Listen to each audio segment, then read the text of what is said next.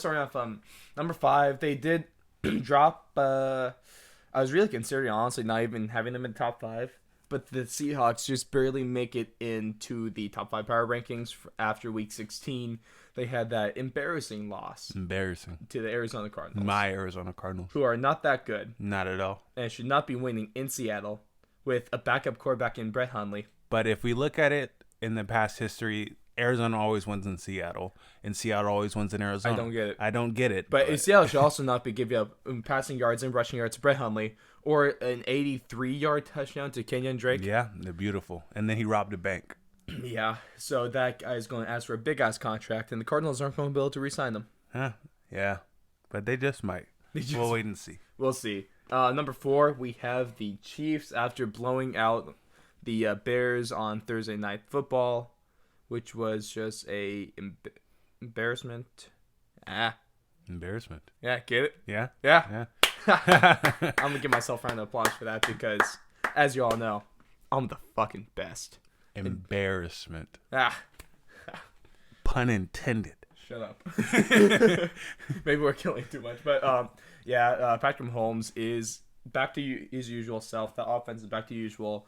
And that defense, even though it was a Mitch Trubisky ran offense, anytime you give up 3 points to any team, that's still pretty damn good. So Hashtag Bears need Newton. Yeah. I was already saying that anyway. I was thinking, Yeah. Because Jameis is already going back to the Bucks. They already announced that. It's stupid. If he throws for like 540 yards this weekend, he'll break Peyton Manning's single season passing yards record.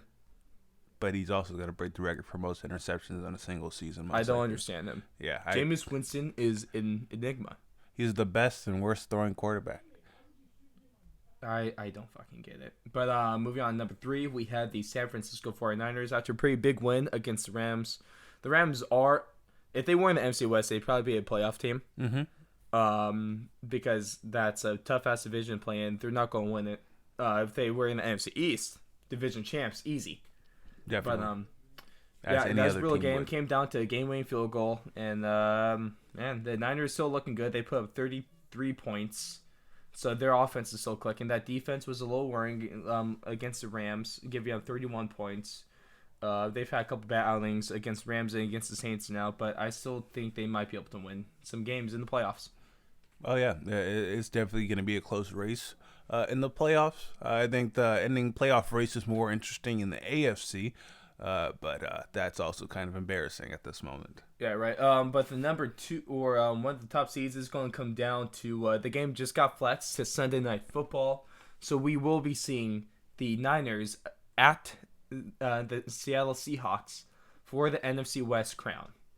And likely the number 2 seed in the playoffs. Possibly the number 1, but most likely the number 2. Yep. So that's a big time implications in that game. Everyone has to tune into that if you want to call yourself a football fan. Well, I think it's going to kind of look bad for the Seahawks because Seahawks are down about 3 running backs. They're down C.J. Prosise. They're down Rashad Penny. And they are also now down last one. I just forgot his name. You're good. We'll discuss that one in a second. Yes. Moving on to the number 2 team. The best team in the NFC is the New Orleans Saints. I believe they're going to end up with the 1 seed, and they're going to the playoffs are going to run through them. That has the 1 seed has already been determined in the AFC. We'll get to that team in a sec because they're obviously our number 1 spot. But the Saints, Drew Brees is cooking, Alvin Kamara is cooking. Then Michael Thomas arguably having the best season that a wide receiver has ever had. Yeah, it's 144 receptions now. Yeah. Yeah, and that's crazy. It's historical, the season he's having, and not enough people are noticing it. Some receivers don't even have 144 receptions in a season. Some teams don't have, I mean, like the Broncos, Raiders, and targets. A couple of other teams don't even have 144 receptions as a team. Yeah, I meant 144 targets. Some receivers don't have 144 targets. Well, targets and receptions, damn near the same thing for Michael Thomas because he does not drop much. Not at all. And Drew Brees doesn't miss much. Michael Thomas is definitely the Larry Fitzgerald of this generation. Ooh. He's better. No. Ooh. Not at all. Ooh. All right, moving on to number 1. We have the team that everyone knows and expects because they're the best team in the league, and there's no argument against them, Baltimore Ravens. What do you say against them? Lamar's long heel bone allows them to win more games. Oh, are you that one commentator for the 49ers? Yeah, I'm going out for the job, so thought I'd start early. You gotta have just a touch of racism. Just a touch, just a little pinch of salt. You know, See, like he went a little too far. But if you had just he had like a couple pinches of racism. But if you have just a touch, just a gentle dab of racism. yep, because being black is cheating in football. Well, yeah, long heel bone. We just discussed that, dude. Long heel bone, you can hide Better the ball in your genetics. skin. It's unreal. I don't know if you know this, but having dark pigment allows you to morph with the ball and hide it, pulling off the greatest fumble root ski of all time. Yeah, and like how in baseball, if you're a white pitcher, the ball just blends into your hand. That's facts. But Baltimore Ravens are white hot going to the playoffs. They're presumably going to be Or wrestling are they Lamar black Jackson. hot? I told you I'm going for this job. Shut the fuck up, Jalen. You guys can contact me on any of my socials. I'm looking for commentator jobs. Hey, Jalen, can you do me a favor? Yeah. Yeah, shut the fuck up. All right.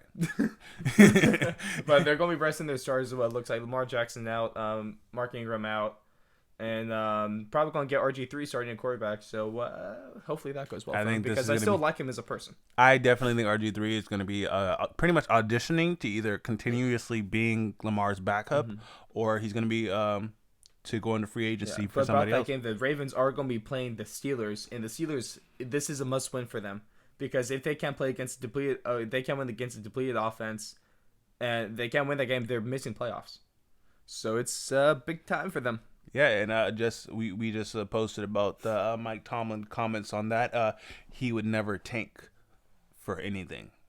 He That's plays why to Mike win. Tomlin is probably coach of the year in my opinion.